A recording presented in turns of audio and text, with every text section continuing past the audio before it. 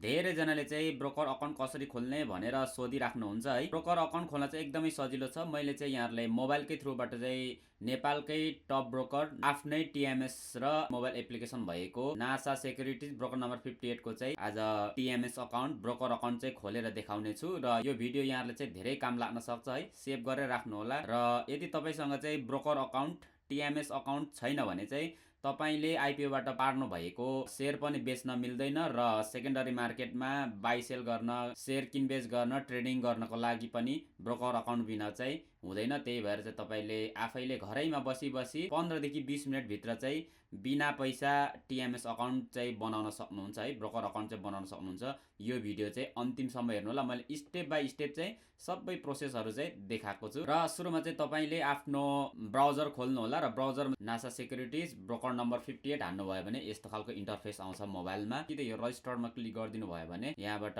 यो किसिमको चाहिँ इन्टरफेसहरु आउँछ र यहाँ चाहिँ साइन अप गर्नुपर्ने हुन्छ है। तपाईको नाम, एड्रेसहरु सबै हाल्नुपर्ने हुन्छ र यहाँ पासवर्ड चाहिँ तपाईले आफूले सम्झिन सक्ने एकदम स्ट्रङ पासवर्ड राख्नु होला है त।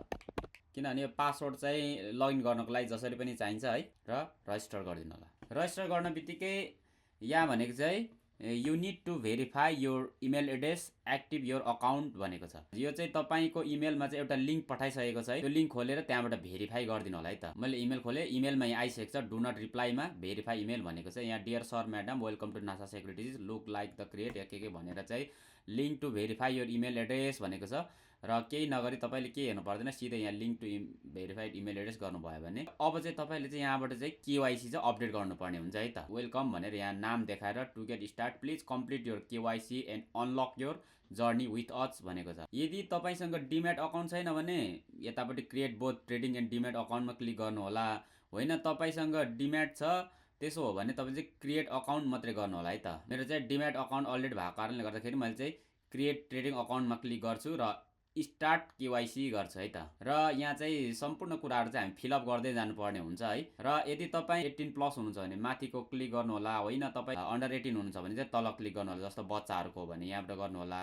ठुलो हुनुहुन्छ भने चाहिँ यहाँबाट गर्नु होला। 18 प्लस भएको कारणले गर्दा मैले चाहिँ माथि नै थिचे र वेस्टको एडल्टमा थिचेर अब यहाँ क्वाड डकुमेन्टहरु चाहिँ भनेको छ है। मेरो शेयरको demat letter only PDF is allowed भनेको छ। तपाईले चाहिँ यसमा चाहिँ मेरो शेयरमा रहेको डिम्याट लेटर चाहिँ अपलोड गर्नुपर्ने हुन्छ जुन चाहिँ तपाईले मेरो शेयरबाट म यो पनि डाउनलोड गरेर देखाउँछु तपाईलाई। मेरो शेयरको चाहिँ आईडी पासवर्ड लगइन गर्नु होला र त्यसपछि तपाईले केही गर्नु पर्दैन है। सिधै मोरमा क्लिक गर्नुहोस् र यहाँ माई डिटेल्स भन्ने छ। माई डिटेलमा चाहिँ क्लिक गरेर यहाँ नामहरु सबै देखाउँछ र माई डिटेलको यतापट्टि यो 3टा डट देख्नुहुन्छ तपाईले त्यहाँ क्लिक गरेर यहाँ डाउनलोड पीडीएफ गर्नु होला। बित्तिकै चाहिँ तपाईको चाहिँ फाइल यो किसिमको चाहिँ यो सम्पूर्ण डिटेल भएको फाइल चाहिँ आउँछ।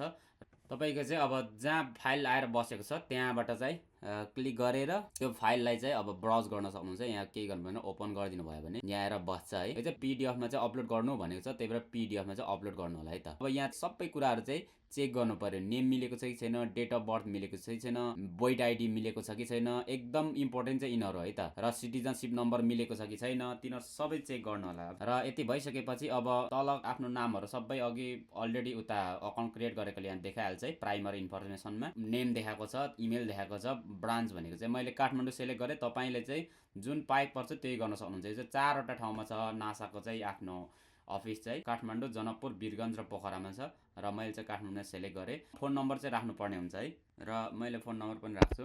यदि विदेशमा हुनुहुन्छ भने त तपाईले आफन्तहरुको कसैको राखेर भेरिफाई गर्नुभयो हुन्छ है। र यति गरेपछि यहाँ भेरिफाई नम्बर गरिदिनु होला। त्यहाँ चाहिँ फोनमा चाहिँ तपाईको ओटीपी पठाउँछ है त। तपाईले चाहिँ आफ्नो ओटीपी राख्नु भएपछि यसरी चाहिँ यहाँ चाहिँ भेरिफाई भनेर टिक मार्क आउँछ है। र अल्टरनेटिभ नम्बर चाहिँ राख्नु पर्छ भन्ने छैन। यो चाहिँ नराख्नु भए पनि हुन्छ। अहिलेलाई चाहिँ यहाँ डिम्याट नम्बर चेक गरेर यदि मिलेको छ भने चाहिँ तपाईले यहाँ नेक्स्ट गरिदिनु होला। र यहाँ चाहिँ तपाई म्यारिटल स्ट्याटस के हो त्यो कुराहरु सोध्छ है। सिंगल हो भने सिंगलमा राख्दिनु होला र यदि म्यारिड हुनुहुन्छ भने चाहिँ यहाँ म्यारिडमा चाहिँ क्लिक गर्नु होला। र मेरो शेयरको डिम्याट लेटर अपलोड गर्न बित्तिकै धेरै कुराहरु चाहिँ यहाँ बाइ डिफल्टमै बसिहाल्छ। तपाईले चाहिँ जस्ट चेक चाहिँ गर्नु पर्यो र ठीक छैन भने सचाउनु होला। यसमा चाहिँ हाम्रो आफ्नो एनआईडी नम्बर, नेशनल आईडी कार्डको नम्बर राखेर चाहिँ तल प्यान र पासवर्ड चाहिँ अप्सनल हो। राख्नु भए पनि हुन्छ, नराख्नु भए पनि हुन्छ र नेक्स्ट गरिदिनु होला है त। र यति गरेपछि चाहिँ फ्यामिली डिटेल्समा आफ्नो स्पाउस नेम राखेर तल फादर नेम चेक गरेर आफ्नो ग्रान्डफादरको नाम पनि राख्नुपर्ने हुन्छ है। र नेक्स्ट गरिदिएँ र यति गरेपछि अब चाहिँ एड्रेस राख्नुपर्ने हुन्छ।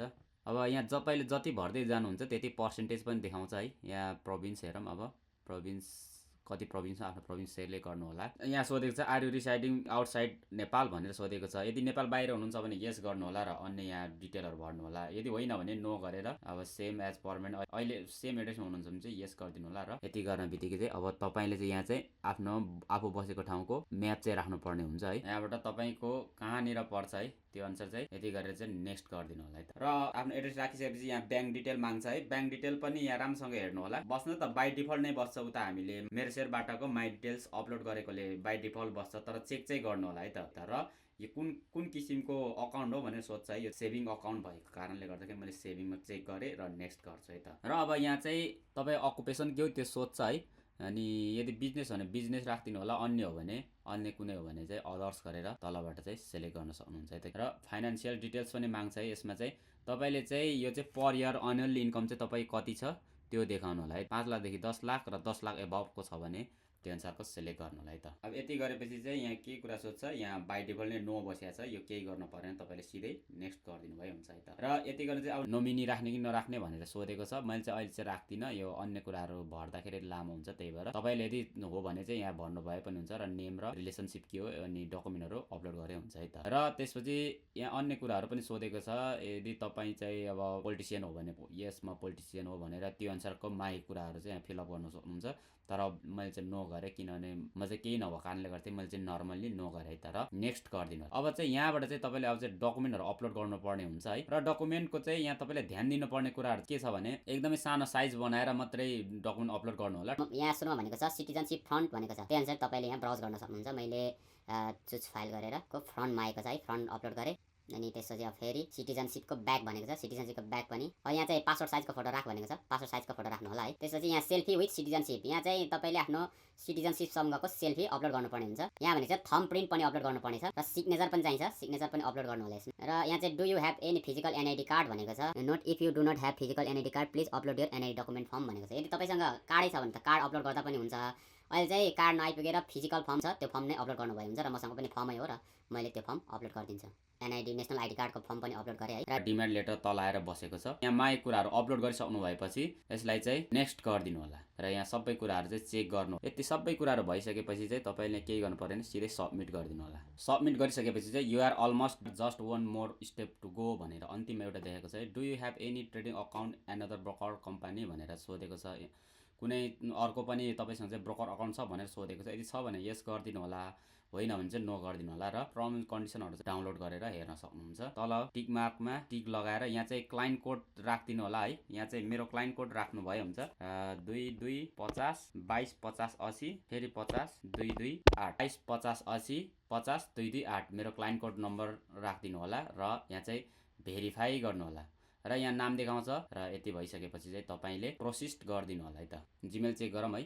यहाँ जिमेलमा चाहिँ केही इमेलहरू आएको छ। यहाँ भनेको छ dear sir madam greetings from NASA securities, we are pleased to inform you that your NASA account creation form has been successfully submitted भनेर चाहिँ यहाँ पूर्ण प्रक्रियाहरू चाहिँ अघि बढिसकेछ र केही दिन चाहिँ वेट गर्नुपर्छ भनेर भनेको छ। र बिलो यहाँ भनेको छ अब मोबाइल नम्बरहरू, अकाउन्ट नम्बर र यहाँ देखेको छ अकाउन्ट स्ट्याटस। मेन इम्पोर्टेन्ट चाहिँ अहिले चाहिँ यो अकाउन्ट स्ट्याटस चाहिँ पेन्डिङ भनेर देखेको छ र केही समय चाहिँ यसलाई चाहिँ वेट गर्नुपर्ने हुन्छ। त्यहाँबाट भेरिफाई भइसकेपछि बल्ल यहाँ चाहिँ अकाउन्ट चाहिँ क्रिएटेड भनेर आउँछ है, भेरिफाइड भनेर आउँछ। केही समय वेट गरिसकेपछि चाहिँ हाम्रो चाहिँ नासा सेक्युरिटीमा चाहिँ ब्रोकर नट 58बाट मेल आउँछ, तपाईँको चाहिँ अकाउन्ट चाहिँ क्रिएट भएको छ, कम्प्लिट भएको छ भनेर मेल आउँछ। र त्यसपछि चाहिँ हामीले सेकेन्डरी मार्केटमा सेयरहरू चाहिँ ट्रेड गर्न सकिन्छ है, बाई सेल गर्न सकिन्छ, किनबेच गर्न सकिन्छ। र हेरेर चाहिँ यहाँहरूले चाहिँ अब चाहिँ आफैले नै अनलाइनको थ्रुबाट चाहिँ ब्रोकर अकाउन्ट चाहिँ क्रिएट गर्न सक्नुहुन्छ भन्ने विश्वास गर्दै चाहिँ केही कुरा बुझ्नु भएन भने मलाई इनबक्स गर्नु होला है। र यदि सोध्नु मन लागेको कुराहरू छ भने कमेन्ट गरिदिनु होला, म त्यसकै थ्रुबाट पनि यहाँहरूलाई चाहिँ हेल्प गर्ने कोसिस गर्नेछु। भिडियो अन्तिमसम्म हेरिदिनु भयो, धेरै धेरै धन्यवाद।